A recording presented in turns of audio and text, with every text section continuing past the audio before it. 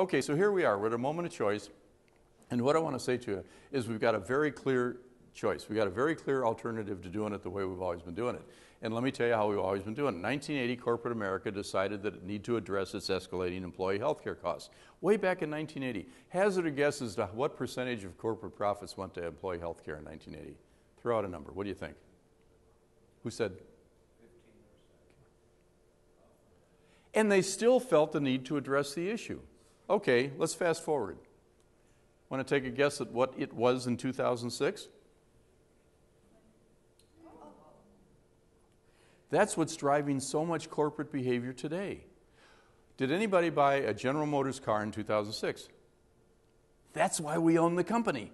But for those 3 people that did, they paid more for health care than they paid for steel. And it's the legacy employee retiree cost of health care that has driven so much corporate behavior. We have made commitments that we can't meet. These are very real issues. Now, guess what direction things are heading in? Yeah, that's it. Okay, let me tell you about the model that was adopted in 1980.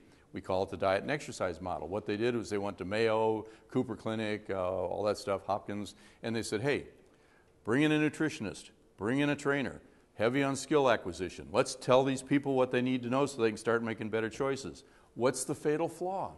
Just because we know something doesn't mean we're going to do it. We're human. Are you kidding? We're not going to do that. Well, here's an analogy that somebody presented to me, and it makes a lot of sense. The Apple II computer came out just before 1980. 4 meg of RAM, no hard drive. It's about, what was it, about $2,000, I think, something like that back then. Any IT guys here? Can you imagine trying to run your system on that, or 1,000 of those? Well, here's what we're doing. We're trying to improve the health status of our organization using 1980 thinking. We're using that diet and exercise model, which never has worked, never will. Here's why. Any organization can be distributed like this. We got 20% of our population most at risk, 20% least at risk, 60% in the middle. Guess what most of the current diet and exercise programs, guess who they appeal to most? The easy guys. It's easy to get those guys involved.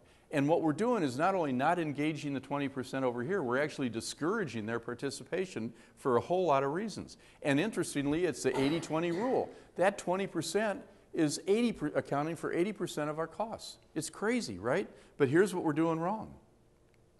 We set ourselves up to fail because we don't message to those people. We don't craft a message that is positive, forgiving, relevant, something that they can believe this is worth it, I can do it.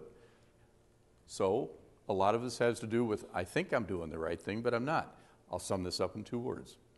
Fun, run. Okay? Are there any runners here? Come on, fess up. Okay, good. Hey, guys. So you hear fun, run, and what do? You're ready to go. Man, I'll strap on my shoes. I'm ready to get out there.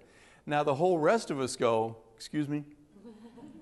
Those two words don't fit together. Are you kidding me? There's nothing fun about that. I was on a panel one time, and there was an RN next to me, and she kind of a big lady, and this little person came in that was with a fitness company, and she says her name was Sunshine. She was an ultra marathoner or something. She weighed 40 pounds. She bounces, boing, boing, boing, boing, bounces in the room. She says, "Okay, if you don't want to run a 10K, you can run a 5K."